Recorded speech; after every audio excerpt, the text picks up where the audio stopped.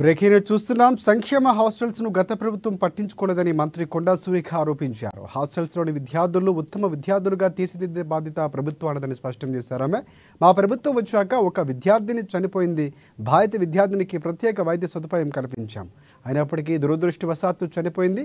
ఆమె మృతిపై రాజకీయాలు చేయడం తగదన్నారు మంత్రి.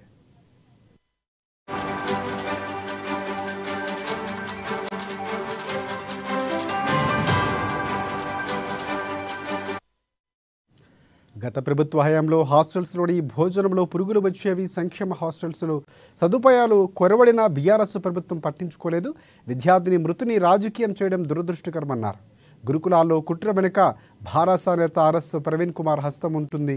ఇక గతంలో ఆయన గురుకులాలు కార్యదర్శిగా పనిచేశారు, తన అనుచరులే సిబ్బందిగా నియమించుకున్నారు అని కొండా సురేఖ ఆరోపించారు.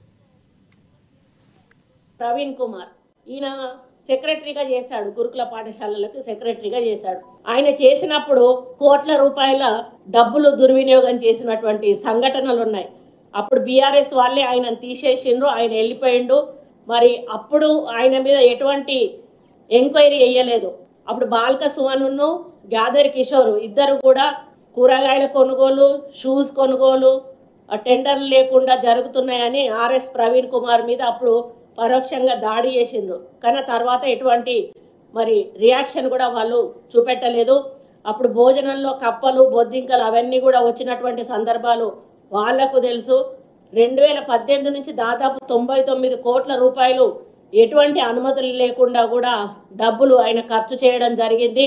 103 గురుకుల స్కూల్ బిల్డింగులు అన్నీ కూడా బీఆర్ఎస్ ఎమ్మెల్యేల బంధువుల ఇళ్లలోనే కిరాయికి నడిపించారు. మరి వాళ్ళకి ఎంత లబ్ధి చేకూర్చారో వాళ్ళకే తెలియాలి. 1000 మంది స్టాఫ్ను ప్రభుత్వం అనుమతి లేకుండా రిక్రూట్ చేసుకొని నెలకు 9 కోట్లు ఇష్టారీతిన ఖర్చు చేయడం జరిగింది. వాళ్ళంతా కూడా ఆర్ఎస్ ప్రవీణ్ కుమారు అనుచరగణంగా ఉన్నారు. మరి ఆయన హయాంలో మధ్యవర్తులుగా చాలా పెద్ద ఎత్తున వసూళ్లు కూడా చేశారు.